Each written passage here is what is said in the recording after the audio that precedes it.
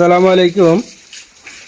দেখেন এই যে গরুগুলাকে কি সুন্দর করে গোসল করানো হচ্ছে। আসলে এই গোসল হচ্ছে সবচেয়ে অনেক গুরুত্বপূর্ণ একটা বিষয়।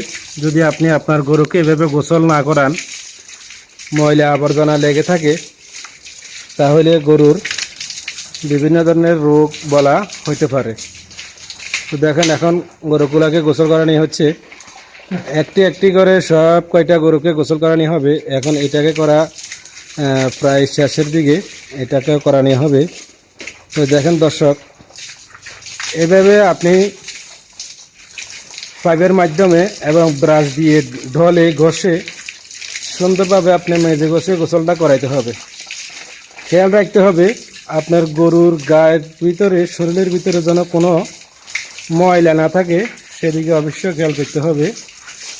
তো যত্নতে বলে রত্ন মেলে, ঠিক আছে? এটা হয়তো গ্রামের একটা ভাষা বলছি।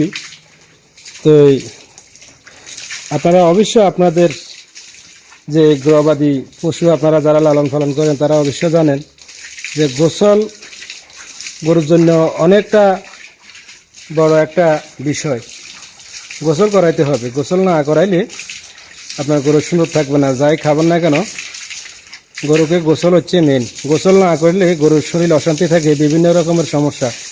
তো দেখেন এগুলা সবগুলাকে আমরা গোসল করিয়েছি এবং সবগুলো গরুকে প্রতিদিন কমপক্ষে একবার আপনি গোসল করাবেন। এবং ঘরের যে আশপাশ রয়েছে, যেগুলোতে গরু থাকে, এই জায়গাগুলোকেও আপনি এভাবে একদম সুন্দর করে পরিষ্কার করতে হবে পানি দিয়ে এবং ঝাড়ুর মাধ্যমে। এই যে ঝাড়ুর মাধ্যমে এগুলো পরিষ্কার করে দিতে হবে, ঠিক আছে?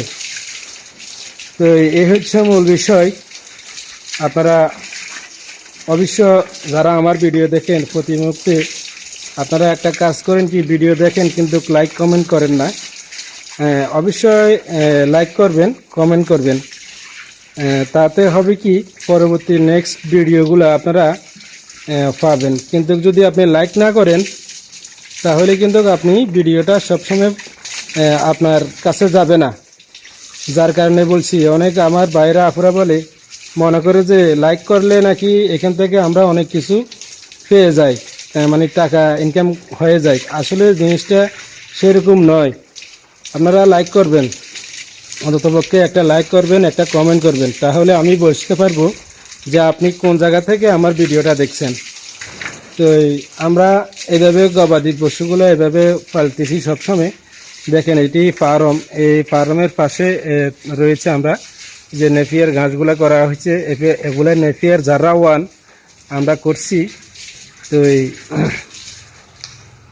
আপনারাও করবেন এই ধরনের।